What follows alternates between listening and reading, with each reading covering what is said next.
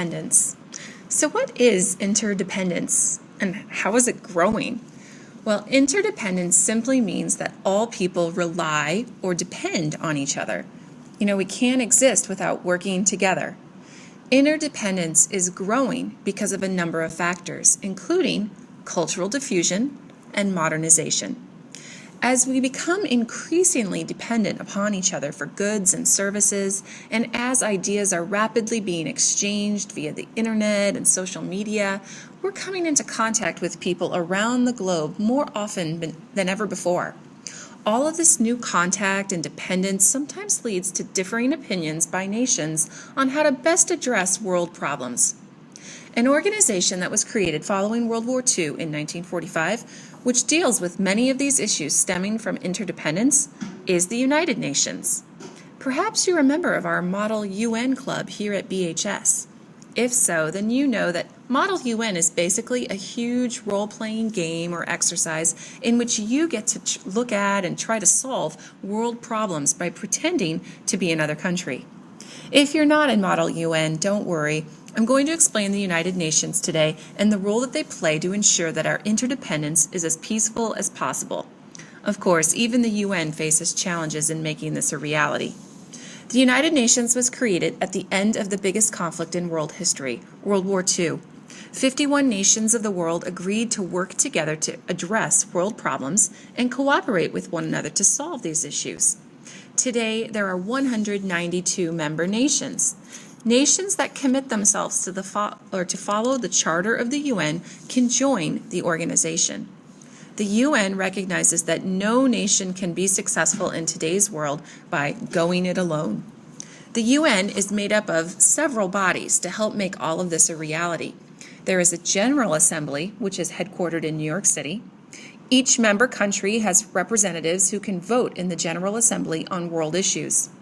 Other agencies within the United Nations include the World Health Organization, or the WHO, or WHO, and the Food and Agricultural Organization, or Food and Agricultural. I just said it again, Food and Agriculture Organization. These two agencies help developing nations solve problems they frequently face.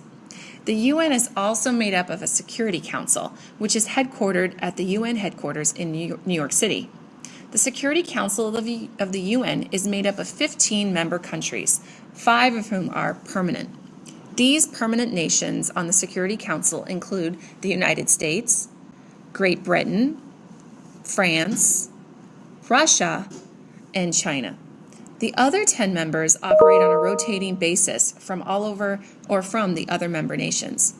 Security Council members or member states agree to supply the UN with peacekeeping troops in the event of a need to deploy peacekeepers to a given conflict area. The UN also works closely with smaller organizations to help people in developing nations. These groups include the OAS, or the Organization of American States, as well as the African Union, or the AU. These smaller organizations address regional problems like pollution and the drug trade, but also on human rights issues as well. In addition to the UN and regional organizations, there are also NGOs, also known as non-government organizations, that are set up to assist people in many developing nations. One such organization is the Grameen Bank, which assists women in places like Bangladesh in opening their own businesses to help support their families. The Grameen Bank was set up in 1976 by Dr. Muhammad Yunus, an economics professor from Bangladesh. Dr. Yunus realized that by providing women with small, no-interest loans, sometimes as little as only $3, women in developing nations can often open their own business, pay back their loan in full, and support their families. These small loans provide the poorest citizens of the world with working capital, which means money to invest in their businesses. Before the introduction of the Grameen Bank and its no-interest policy, families would often borrow from loan sharks who would charge outrageous interest rates. Poor families would spend years and years paying back loans that had only been for a few dollars. Using money from the Grameen Bank or from other organizations like the Grameen Bank, women have been able to create their own pottery to sell. Sometimes they're able to purchase young animals that can be raised and bred. Additionally, the Grameen Bank helps to educate women about finances and offers business advice and training. Non-governmental organizations like the Grameen Bank can offer hope to many in parts of the developing world. The bank's founder, Dr. Yunus, was awarded a Nobel Peace Prize in 2006 for his efforts to help the poor through these microloans. Our world is really becoming increasingly interdependent due to the diffusion of ideas, products, and goods. Cultural diffusion and our interdependence on each other can be good in many ways. However, it can also lead to many problems. In fact, all nations face challenges. Developing nations, though, often have less ability to effectively deal with areas of global concern. Issues that we're going to learn about in our study of modern global history will include many of these issues, and they include the following. First, refugees. Many people are forced from their homes or nations for a variety of reasons, most notably due to war. They're displaced. However, many refugees choose to escape poverty in their own nation, and sometimes they attempt to live elsewhere. Many of these refugees risk their lives as they attempt to build a better future for themselves and their families. Another area of global concern includes the global drug trade. Poverty around the globe can contribute to the global drug trade, believe it or not. Many people in poverty-stricken nations, particularly farmers, can earn more money by producing illegal crops than they can by producing legitimate crops like coffee or tea. Unfair trade conditions that drive crop prices down cause desperation amongst poor farmers, who are sometimes forced to either accept low market prices on their crops or starve to death. There's a huge push around the globe by fair trade organizations to regulate prices on normal crops and give poor farmers a fair price for their hard work or labor.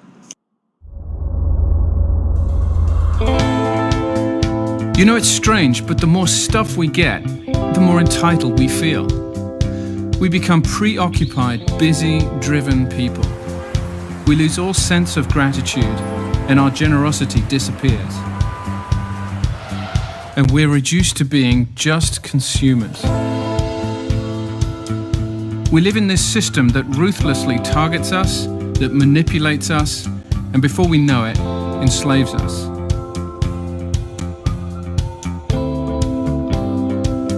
And meanwhile, half of the world's population lives on less than $2 a day. And no matter how gifted, intelligent, or hardworking they are, there's no escape. They don't have access to jobs, to resources, to justice, or even to clean water. Coffee or fair trade chocolate? Well, yeah, by buying those types of products instead of the lower price alternatives, you're actually helping to stop the drug trade, my friends. Another problem includes terrorism. Terrorists are people who use violence and fear to get what they want from other people or nations. And there are many different types of terrorists, including domestic ones here in the U.S. The Oklahoma City bombings were committed by American terrorists who were opposed to our government. They bombed a federal building in Oklahoma City on April 19, 1995, and this killed 168 people. In addition to domestic terrorism, there are many other terrorist organizations on the international level which affect us, and we'll be learning about these this year. These can include, but are not limited to, organizations like ISIS and Al-Qaeda. Another issue facing nations of the world are environmental ones, or environmental issues. We will learn about specific issues relating to the environment this year, including the various pressures we place on our planet with our ever-expanding population. This includes the depletion of our natural resources and soil, air, and water pollution. Environmental issues can also include the overfarming and overgrazing that often occurs in certain drought-prone parts of the globe and can lead to desertification. We will also discuss this year the other environmental issues, including the depletion of the world's rainforests, deforestation in other parts of the globe, oil spills, nuclear power disasters, chemical spills, and the overfishing that occurs because of the huge demand for seafood. These are all environmental issues. Another concern includes the global economy. Our economies are interdependent. Economic crises in one part of the world can have a profound effect on the other parts of the globe.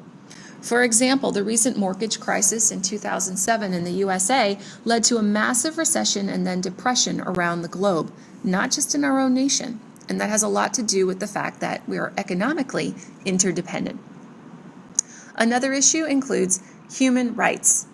In 1975, 75 nations signed the Helsinki Agreement, which was an agreement guaranteeing certain fundamental rights, not limited to freedom of speech, religion, and the press. Nations have also pledged to respect fundamental human rights of their citizens as prescribed in the United Nations Universal Declaration of Human Rights, created in 1948. In many parts of the world, people live in fear on a daily basis. There are still some people in certain places who are enslaved. There are child laborers making products in developing nations, too. All of these are human rights issues. A final world issue includes technology. Technology can make our lives easier. Access to technology can help us improve our lives in a number of ways. Technology has been used, for instance, to help produce more food for the 7 billion people who now inhabit the globe. The Green Revolution is a term that refers to the use of new technologies to assist in food production and includes the creation of new crops, using new types of fertilizers to produce more food per acre, and also has helped to introduce more complex and modern farming methods to the developing world. The Green Revolution has had mixed results. It has helped to produce more food for people in places like India, but has also led to an increase in chemical fertilizer use. And the runoff from these can cause a variety of health problems and environmental issues. Technology also obviously includes things like the internet, mobile phones, smartphones, fiber optic cables, satellite technology, which all lead to cultural diffusion. And I guess in terms of technology, another issue facing many people in the developing world is just simply having access to technology that we tend to take for granted here in our own nation. We will be discussing all of these types of issues and more this year as we move from region to region of the world. Thanks for listening. Bye.